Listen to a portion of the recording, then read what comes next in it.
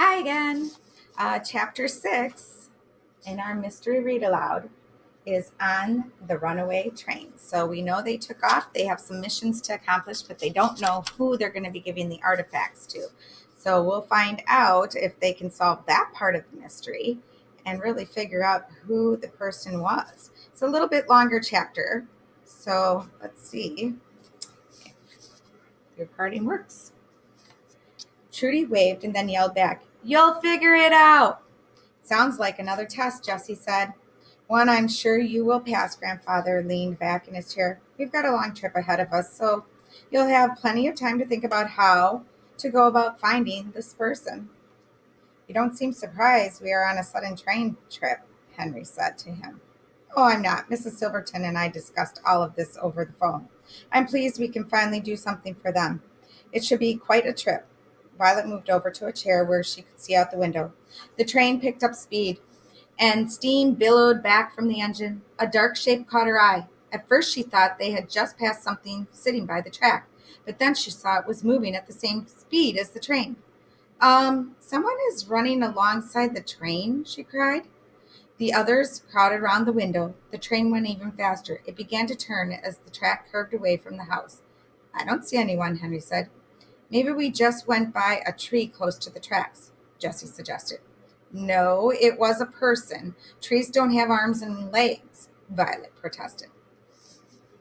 Henry moved away from the window. "I don't know why someone would be running by the train. Whoever it was, we've left them behind now."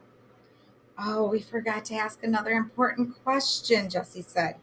"Where are the items we are supposed to deliver? We have the turtle, but nothing else." Violet looked out the window one more time. There was nothing. She turned to the others. Maybe this was another test.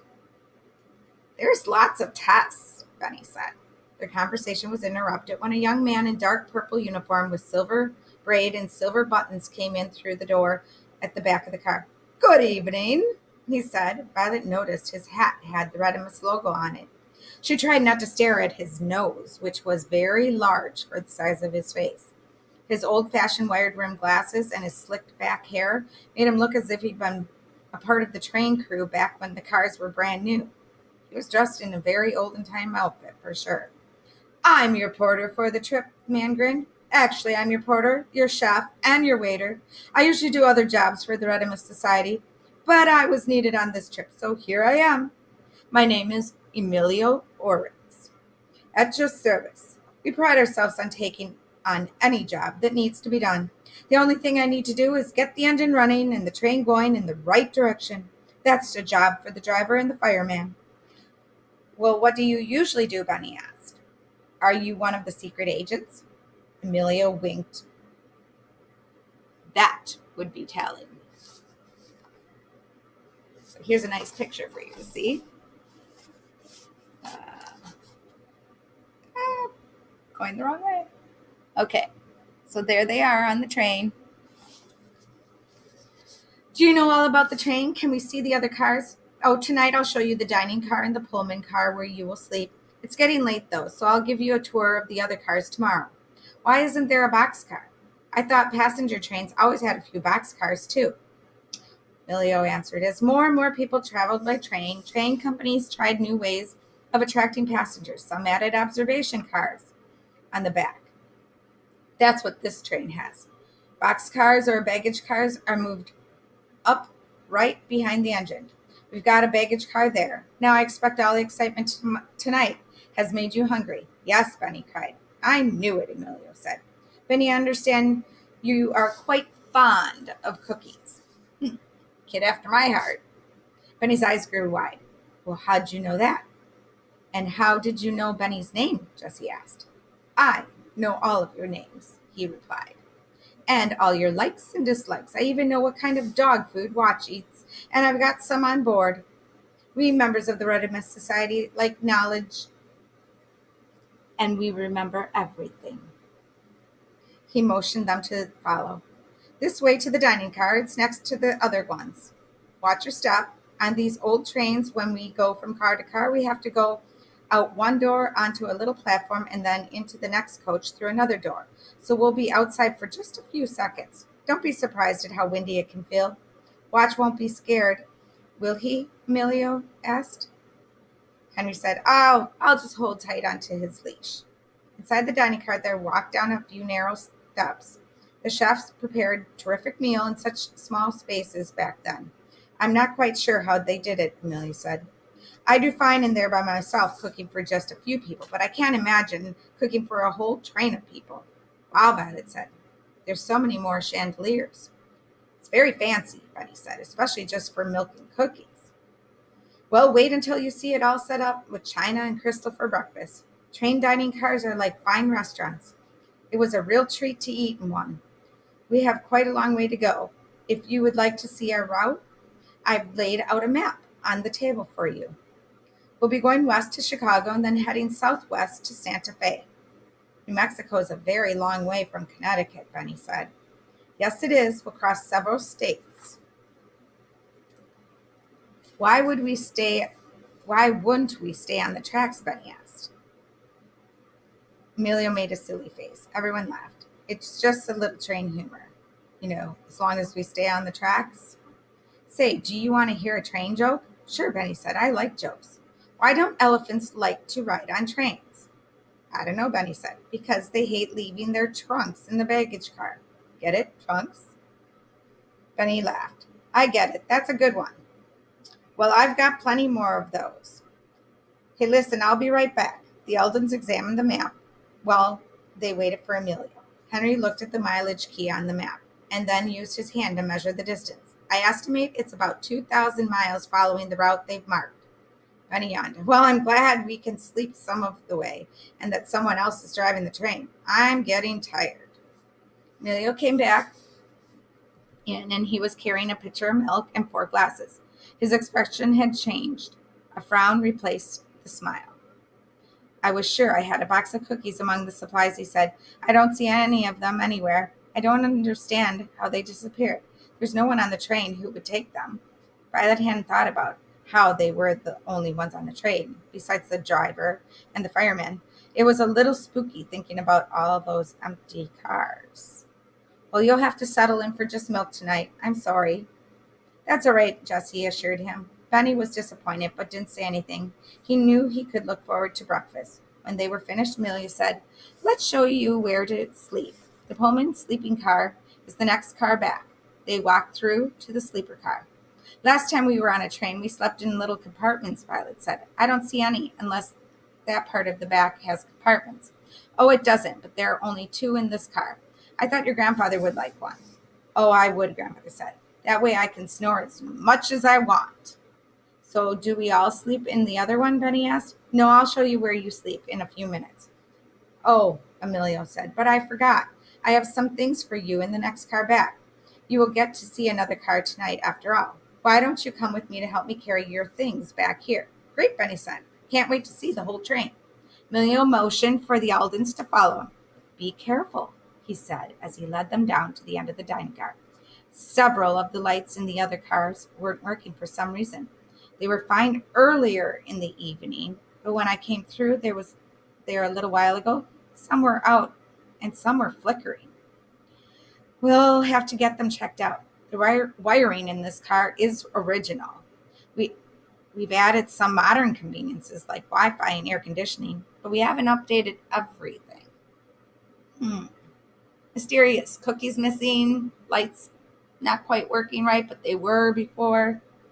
There was a light on over the door of the car, but once they were inside, only a few of the other lights were on. It was difficult to see much besides some dark furniture shapes. "This is a library car," Emilio explained. "When this train was in use for passengers, it had all the latest newspapers and magazines. There's even a writing desk for passengers who want to write letters or postcards. Tomorrow, you'll be able to see it better in the daylight if we can't get the lights fixed." He walked over to a table against one side of the train and pulled something out from under. "It's our trunk," Jessie cried. Benny ran over and pulled his hand on top of it. "I thought we wouldn't see it again." "I didn't either," Violet said. "I've been thinking I would miss seeing it in the study." "We needed to bring it along," Emilio said, "and you'll see why." The Aldens were surprised to see their trunk had a new combination lock on it. They'd never locked it before. Emilio turned the dial of the lock until it opened, and then he lifted the lid of the trunk. "It's got our backpacks in it," Henry said. My laptop's in there too, Jessie cried. There's one more bag. Violet reached in and took out a small dark brown leather suitcase. I believe that one is mine, Grandfather said. Who packed all our things? Jessie asked. Grandfather's eyes twinkled. Oh, Mrs. McGregor did. I let her in on the plan. Now Jessie understood why Mrs. Gregor had hugged them. She knew they were going on a trip. Benny leaned over and peered into the trunk. There's something else in here. On the bottom of the trunk were 6 little boxes wrapped in newspaper and tied with twine. These are the items you will deliver to the Redimus agent. I've got a bag for you to put them in. I'll give it to you tomorrow. That's one thing solved. They know where the items are. I'm glad they are here so we don't have to figure out where they are. That's one less test, Benny said. Violet frowned.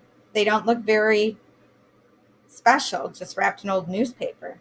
Well, they aren't supposed to look special. You might say they are disguised. Inside each wrapped parcel is a locked wooden box that doesn't look very special either, and inside that is a very special box, also locked. It's very sturdy and padded on the inside. Museums use these sorts of boxes to transport small, valuable items so they don't get damaged. Benny started yawning. We can talk about the boxes tomorrow morning, the porter said. Since you are going to be in charge of the items, I'll give you the combination. It's 1859. Can you remember that? The Eldons all nodded, even though Benny wasn't sure he really could remember. Now let me show you your beds. You go first. I want to shut off the lights. Back in the Pullman car, the porter showed the Eldons how the lower seat could be changed into a bed by sliding them together. Each bed can be separated by curtains. That's convenient. And if you like to sleep up high, you can have the upper berth. That's what a bed is called in a train, a berth. Everything for both the upper and lower berth is stored here, Emilio explained as he took down what he needed. They helped to make up the beds. When everyone had enough pillows, blankets, and sheets, Emilio said, Who wants to sleep in the upper berths? I do, Violet and Benny said at the same time. That's good, because I'd like a lower berth. Those have windows and are a little bigger. Yes, I'd like a lower berth too, Henry said. Excellent. I'm glad everyone can be where they want to be. Well, how do I get up there, Benny asked. I'll be right back, he said, and if you want, you can close the curtains around the beds. Well, how do I do that? I just noticed the brass rod, Henry said, as he pointed to it. That's how you close them. Well, looks like that's everything, Emilio said. I'll see you in the morning. I'll be in my berth, which is in the baggage car right behind the engine. Good night. Pages are sticky. Once everyone had on their pajamas, they were ready for bed. Grandfather went to his compartment, and the children climbed in their berths and turned off the light. Watch lay down in the aisle. Even though Benny had been sleepy before, he found he was still too excited to sleep. The clickety-clack of the train chugging was starting to make him feel more tired. But then he decided to turn on the light above his bed and climb down to get a book out of his backpack. But the light didn't work. He remembered his new flashlight. Where was it? Pulled out the curtain and leaned over the edge. Henry, Jessie, are you awake? There was no answer. What's wrong, Benny? Violet said. I don't know what I did with my flashlight.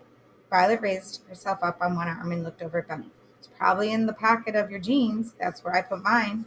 So it's probably in your backpack with your jeans. Why don't you look? Benny turned his light back on and climbed down the ladder, trying to be quiet so he wouldn't wake up Henry and Jessie. He rummaged around his backpack, which was on the seat nearest to the berth. It's not here. Maybe I dropped it in the parlor car. No, wait, I remember. I did put it in my pocket because I started to take it out in the library car when Emilio said the lights were out. Maybe you dropped it in there, Violet said. And she yawned. Good night. And he climbed back up and tried to sleep, but he couldn't. He just couldn't stop thinking about his flashlight. Couldn't find it. What if it was awful and then he couldn't find it and it was brand new? Mrs. Silverman wouldn't like it if he already lost the first thing they'd given him. That would be him failing the test. He climbed back down the ladder. In the dim light, the train car seemed bigger and longer than he remembered. Watch got up and wagged his tail. You'll go with me, right, Watch? Benny said, remembering he and Watch would have to go outside the Pullman car to get the door to the library car. He put the dog's leash back on him. "We'll only be outside for a few seconds. Watch, right? You won't mind that." Taking a firm hold of Watch's leash, Benny walked down the aisle toward the door. When he opened it, he was glad to see the library car was still lit. Though with so many of the lights out, it still wasn't all that bright. He took a step toward it and then remembered Emilio had said he was going to turn off all the lights in the car. Well, had he? Benny couldn't remember. "Benny!" A voice came from behind. "What are you doing?" It was Violet.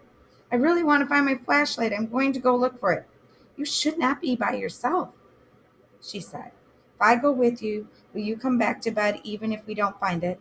"Yes," Benny said, glad Violet had volunteered to come. It was a little bit scary. When they went into the car, Benny stopped so fast that Violet ran into him. She darted to ask him why he stopped when he raised his hand and pointed. There was another person in the car. It was a woman with a blonde ponytail, wearing a porter's uniform, and she was knelt in front of the trunk. Her back was to them, but they could see she was speaking into a cell phone. The woman shifted. Light reflected off her shoe. Violet looked more close and saw the porter for fancy sneakers, with a reflective stripe on each side. They didn't go with the old-fashioned uniform. "The trunk is locked," the woman said into the phone. "I've got an idea about the problem." She moved to stand up. Watch growled. The woman leapt up and whirled around, dropping her phone at the sight of them. She was very tall, taller than Grandfather even, and she towered over them. Watch growled again, louder this time. "What are you doing in here?" the woman demanded. Oh boy, that's scary. I wonder who she is and what she wants with that trunk. Maybe a suspect.